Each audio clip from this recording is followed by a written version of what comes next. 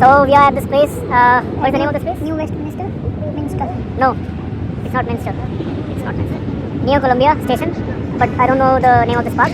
I told it it's New Westminster. Anyways, it has a good view and a good sunshine.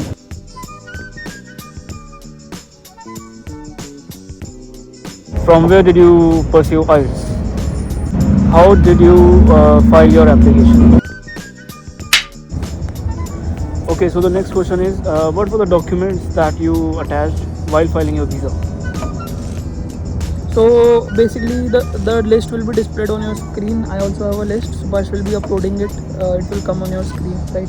So basically my educational transcripts, be it for college, be it for 10th, be it for 12th. So everything needs to be uploaded in a single document, and these are the documents which are required while you are filing your visa. And it's prepared in single document, like it's attached in one single document. So that might be your agent or someone who is been assisting you, because my agent helped me to attach those documents.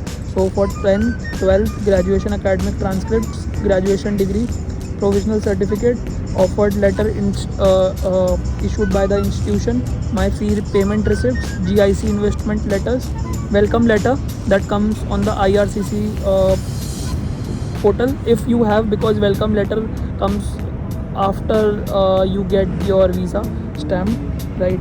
So these are the checklist documents that are required. So GIC investment letter is required, not the welcome letter in the starting. And the medical report, while you go for the medical, so they hand you over a medical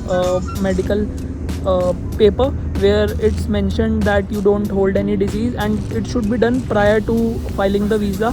If you are planning that, for example, I have to file my visa next week, so I have to do my medical checkup before it. It's very important, and I think everyone should know that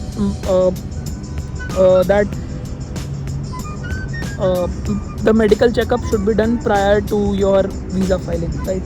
And after that, the evaluation report, that's upon you, that the evaluation, that if you require that CA evaluation, because you need to set or show that you have these financial background, that yes, you can support or your family can support you while you are working or studying abroad, right? And then bank statements and all these are involved in that, and the ITR and all that. If you are working, so it can be your ITR, or if someone else is working or sponsoring you, their ITR, sponsorship document if someone is sponsoring, and if you are not getting sponsored by anyone, so you should show that you have efficient funds to support yourself in Canada. And then the basic ID proofs of India, that's our Aadhaar card, PAN card. And if you are coming on a loan, so you should also show about the loan as well, like if you're taking a loan sanction letter. And like if you also have any travel history, like if you have traveled or have been a part of traveling to any other country recently, so you can show that too also in your visa checklist document. So that's it. Nice. Okay, when you were telling us about the documents, I heard that you also attached your SOP, right?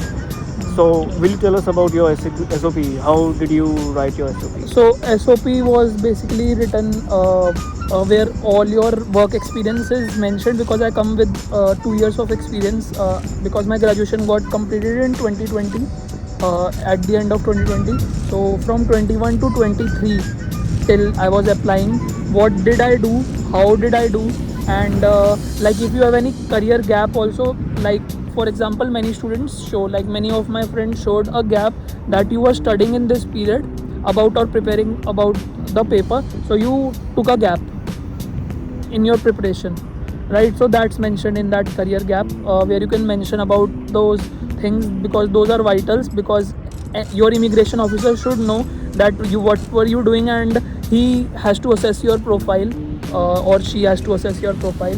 So that's an important thing.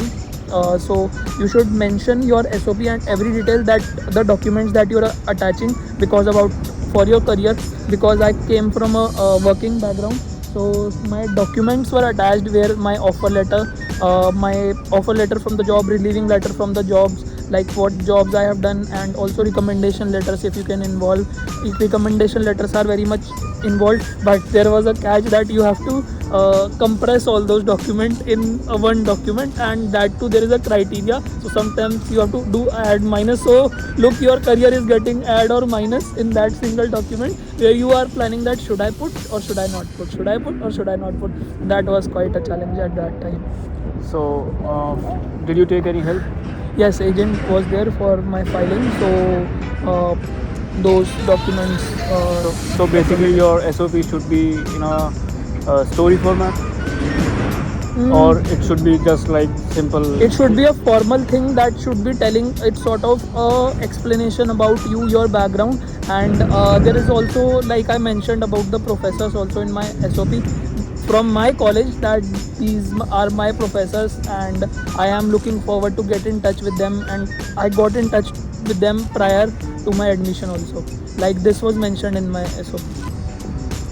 So that's a quite important thing, and it should be not done from ChatGPT. That's the simple thing. You should write it on your own, because you know that those what is your story? What is your exact story? Right. What are your steps, like you did 10th or 12th or graduation or whatever, so you know your story.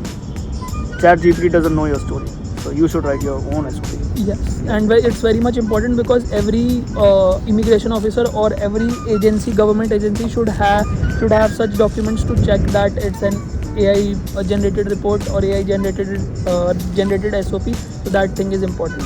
Okay, while filing your visa, you also would have given your biometrics, right? So, while giving your biometrics, what were the steps you took? So biometric is also an important part, and I should mention put emphasis on this point, because many students might not know that once you file your visa, once your account, IRCC account has been created, you should go to you should book an appointment, because you get a letter over your portal about the biometric, like you have to go, and that letter is valid till 30 days. Okay. That's an important thing. That letter is valid till 30 days. So once you create your account, you will get a mail from IRCC. Check your mail, read it carefully. There would be a mail, because that's very much important, that you should go to the IRCC place, or the visa authorized centers for Canada, which are nearby. I was in Delhi, so it was near Shivaji Stadium, so metro station. So we went there for our biometrics. So it should be done like for your visa to become to get your visa, you have to give your biometric first. And how much time did you get your visa? It takes 20 days, because my category was SDS category, so I got my visa in 20 days. 20 days. In my time, it was approximately 3 months, and I got it in 87 days. 87 days. Thank you for joining us. Stay tuned for the next video. Next video will be about challenges and job market for the in Canada. So thank you. My ये चार start. मैं बोल रहा हूँ ठीक है. Okay, so the next